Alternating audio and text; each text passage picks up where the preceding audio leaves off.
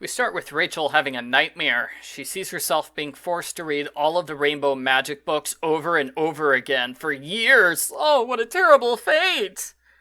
Just kidding, her nightmare is about goblins chasing her. Arglefump Book Review, Arglefump Book Review. The girls are summoned to Fairyland, where the king and queen explain that all fairy magic comes from the jewels on Queen Titania's crown. That's not true according to the previous books, where fairy magic comes from rainbows, feathers, and party bags. Continuity!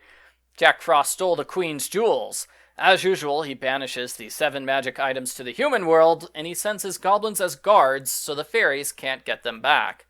We're told Jack didn't keep the jewels for himself because they're too hot and shiny. They burned his hands and melted his castle.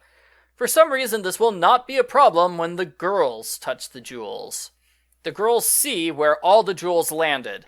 If they were smart, they would take careful note of where each jewel is located. Instead, they only focus on the Moonstone, which controls dream magic. The Moonstone landed in the Palmers' backyard. Rachel, Kirsty, and India, the Moonstone fairy, visit the Palmers. Mrs. Palmer mentions her baby has been sleeping well ever since they got a mobile for the stroller. Sure enough, the Moonstone is on the baby mobile. Mrs. Palmer goes inside for a bit. Rachel tells the others about the Moonstone, and 2 goblins burst out of the shed. It's never explained what they were doing there. I guess the goblins were hiding in the shed the whole time, just in case the girls came by and said the Moonstone's location out loud. That's a weird plan to steal the jewel. It worked, but it's still weird. One goblin trips and falls in the stroller. The other goblin pushes the stroller, but he hits a rock and they both fall over. While they struggle to get out of the blanket, India uses her dream magic to put them both to sleep. With the goblins out of commission, India easily gets the Moonstone back. The end. Post-book follow-up. Putting the goblins to sleep was so effective, I wonder why the fairies don't do that all the time. Remember, the premise of this series is that every fairy knows these 7 types of magic. I find it odd that they included dreams on the list of the 7 main types of magic.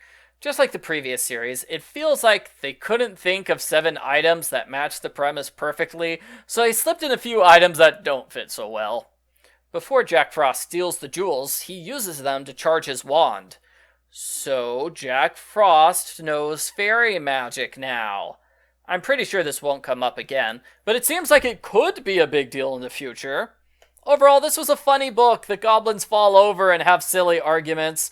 My 2-year-old laughed at them multiple times, and she wanted to play silly goblins after the book was over.